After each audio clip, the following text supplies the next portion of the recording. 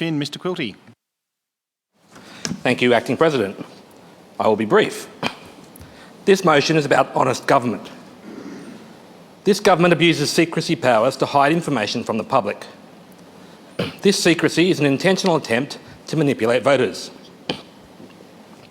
Over the last 2 years, the Andrews government has used emergency powers to lock Victorians in their homes, force mask use, close businesses, implement a curfew, deploy armoured police, fire pepper spray at 11-year-olds, have police officers shove old ladies to the ground, arrest pregnant women in their homes for making Facebook posts, and now to force vaccinations.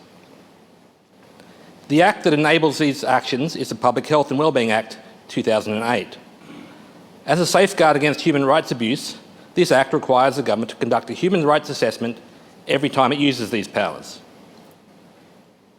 We have requested these assessments, as well as the evidence being used to justify the infringements on human rights, and this government has consistently used confidentiality powers to keep these assessments secret.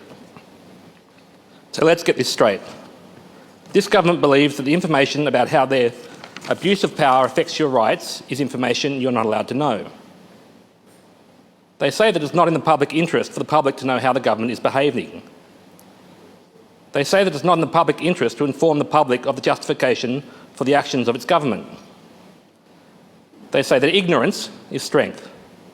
The less you know, the stronger they are. Liberal Democrats take a different view. We believe in honest government, that the government represents the people, and that means that information known to the government is information that ought to be available to the public. The release of information about why your rights are being restricted is in the public interest.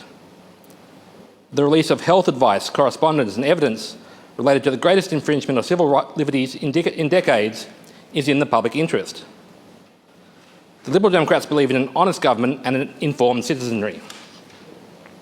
We've heard government speakers trotting out the tired old line that the government has made the information available, presumably on the theory that if you repeat a lie enough, someone will believe it. One day, someone will be pulled up for misleading the House. Where is the public health advice for using rubber bullets on ordinary Victorians? Looking at all the human rights abuses that this government has enacted under these powers, I don't think any reasonable person would be under any illusions about why the government wants to hide these assessments. We know that it will show the government has acted illegally, over and over again, for the entire length of this state of emergency. But the government only compounds the offence by continuing to conceal these documents. Open and transparent government requires the government to act on this motion and release the assessments. Show us you're working.